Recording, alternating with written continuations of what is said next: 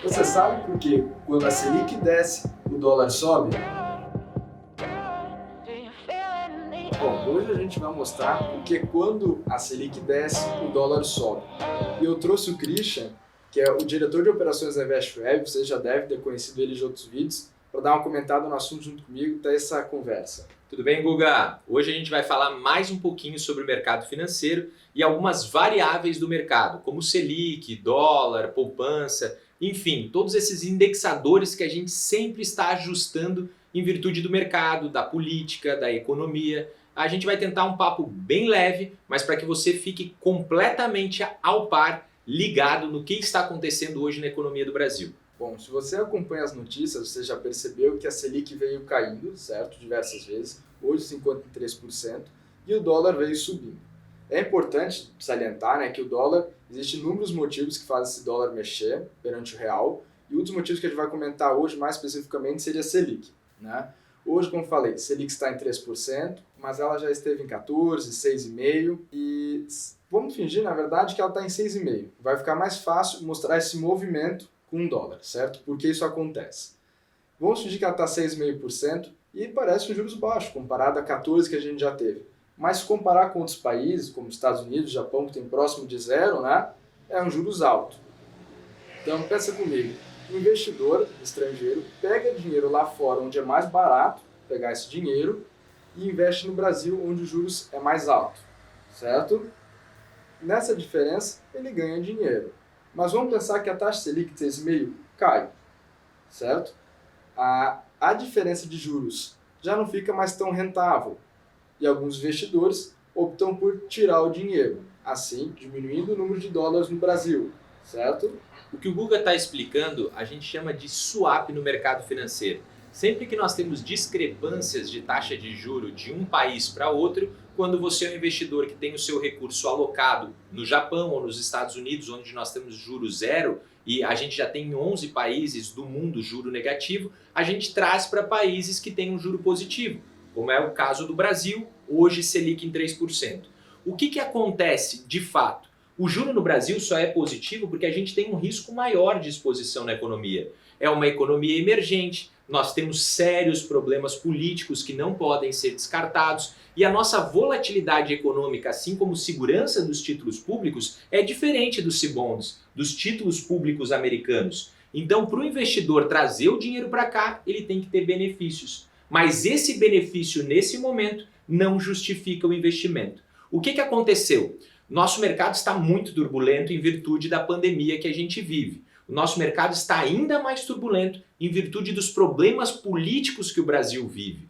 Nós aqui não temos o objetivo de entrar em política, mas nós precisamos entender que uma política mal estruturada, de que atitudes políticas influenciam diretamente a nossa receita, o nosso salário, o salário mínimo, variação cambial, taxa de juro. A ideia do governo foi uma ideia simplista a princípio, que é toda vez que você reduz a taxa de juro, a taxa Selic, você teoricamente teria mais dinheiro na mão do cidadão comum. Ficaria mais barato para fazer o seu financiamento residencial, seu financiamento imobiliário, você pegar dinheiro no cheque especial, no cartão de crédito, compras parceladas. Acontece, Guga, que tem um grande problema no Brasil. A gente não sabe se esse dinheiro chega realmente na ponta final, ou seja, na minha mão, na sua mão, na mão do Vini, que está fazendo aqui os vídeos. Então, esse é o problema brasileiro. A gente não tem uma economia a qual respeita parâmetros. Mediante essa redução da taxa Selic para 3%, nós tivemos um aumento do dólar. O Brasil foi o país que mais desvalorizou a sua moeda em 2020. Nós tivemos uma desvalorização de 45% do real. Isso foi por causa da queda da taxa de juros Selic, e aí os investidores saem do Brasil para investir lá fora porque o juro não vale mais a pena? Não, isso não é verdade. Isso é pela fragilidade do governo, pela fragilidade das tomadas de decisão frente à pandemia e em virtude de outros fatores, assim como o desemprego brasileiro, que agora bate recordes em virtude da pandemia ter acentuado, lockdown, quarentena. Então, todos os números macroeconômicos não são tão simples assim. Reduz Selic, sobe o dólar. Caso a economia estivesse muito forte, geração de emprego, indústria, Cai a taxa de juro, aumenta a geração de emprego, aumenta a indústria, diminui o desemprego e o dólar não teria motivo para subir dessa forma, porque vale a pena para o investidor internacional investir em empresas que estão dando lucro. Então, a partir de agora, 2020, pandemia, essas lógicas facilitadas do mercado não funcionam mais. O Brasil tem uma desvalorização muito grave, não em virtude da redução da taxa Selic apenas, mas em virtude de problemas estruturais na sua política. Então, Guga, eu queria continuar tirando essas dúvidas, conversando sobre isso, até porque economia não é uma exata. Economia são fatores que a gente pega durante o movimento da circulação de capital, da alocação de recurso, da geração de poupança, para tentar montar um cenário e assim prever possíveis cenários futuros, gerando lucro ou investimento de ativos, como ações, ou investimento de moedas, como dólar, como euro, ou investimento de juro de longo prazo, títulos públicos e assim por diante. Então a gente está aqui para fazer esse papel, o papel de educar, trazer informações, mas a gente não dá dicas financeiras. As pessoas buscam essas informações conosco e aí tiram do seu próprio pensamento, do seu próprio feeling, informações para investir junto ao mercado. Ficou claro?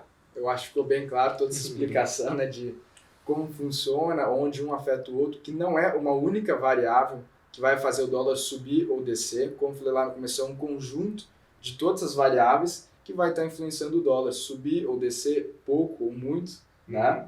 Eu acho que ficou bem claro para todos. Na maioria dos casos, Guga, quando a gente fala em dólar subindo, ou seja, desvalorização da nossa própria moeda, eu sempre lembro da China, que é um país que tem uma moeda muito desvalorizada, o que facilita o seu movimento de exportação. Então a gente vê que a gente compra muitos produtos chineses, porque a banda cambial é diferente, então fica muito barato para os outros países, principalmente Estados Unidos e Europa, comprarem produtos chineses. Acontece que no Brasil nós somos um produtor de commodity, basicamente desde 1500, quando o Brasil começou a exploração do pau-brasil, depois os minérios, depois o café. Hoje a nossa economia, 21,6% da nossa economia, está pautada, baseada em produção agrícola. O mercado agrícola hoje sustenta grande parte do PIB brasileiro.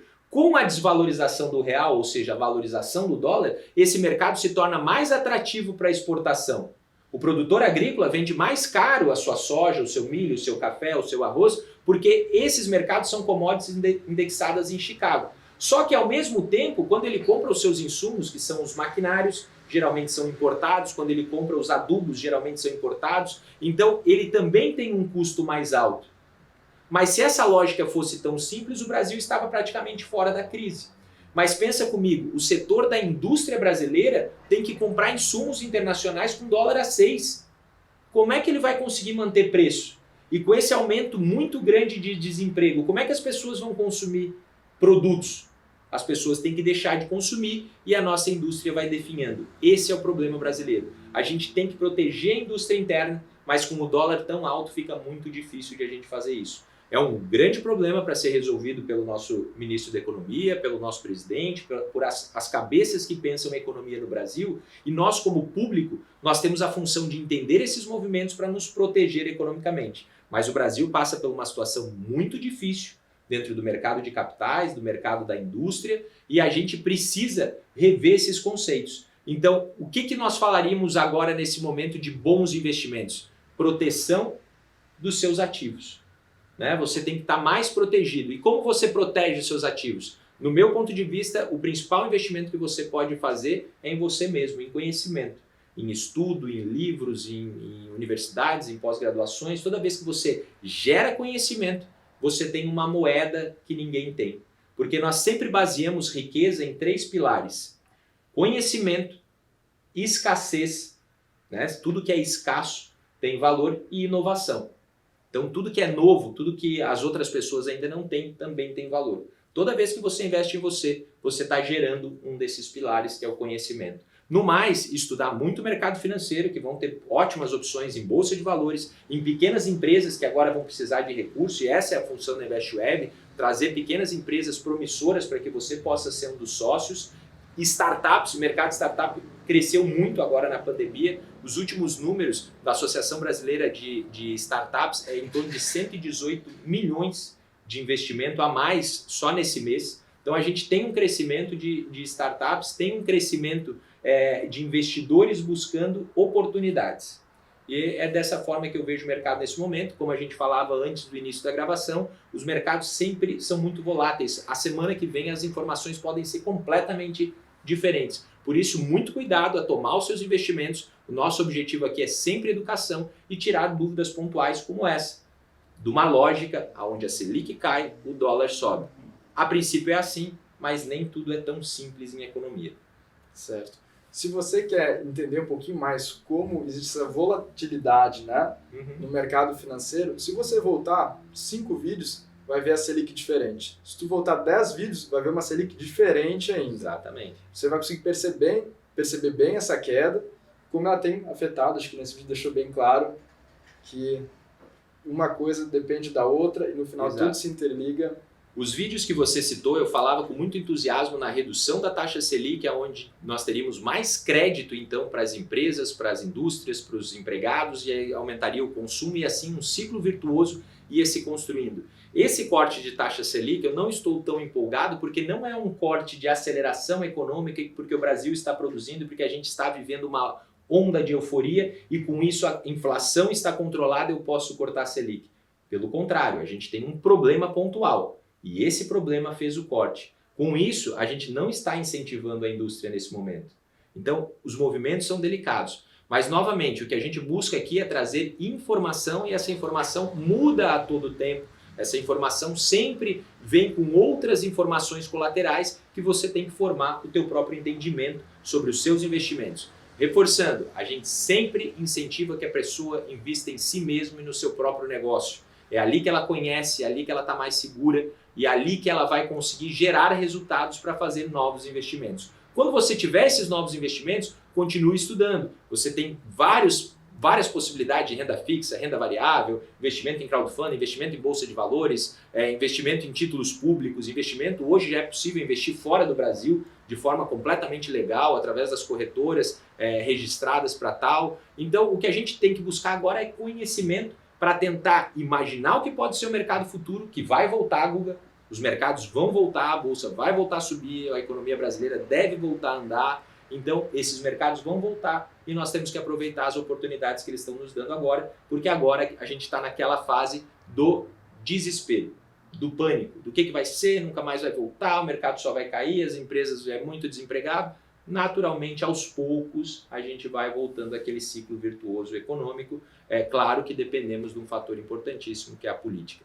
Se você gosta desse tipo de conteúdo, se você quer esse tipo de conteúdo, comenta aí embaixo, nos siga nos canais, mande sugestão, que o nosso objetivo aqui como crowdfunding é juntar pessoas, unir empresas e unir investidores para que a gente consiga auxiliar de alguma forma, né, Guga, nem que seja muito pequena, para que o ciclo virtuoso econômico do Brasil volte a ser uma realidade.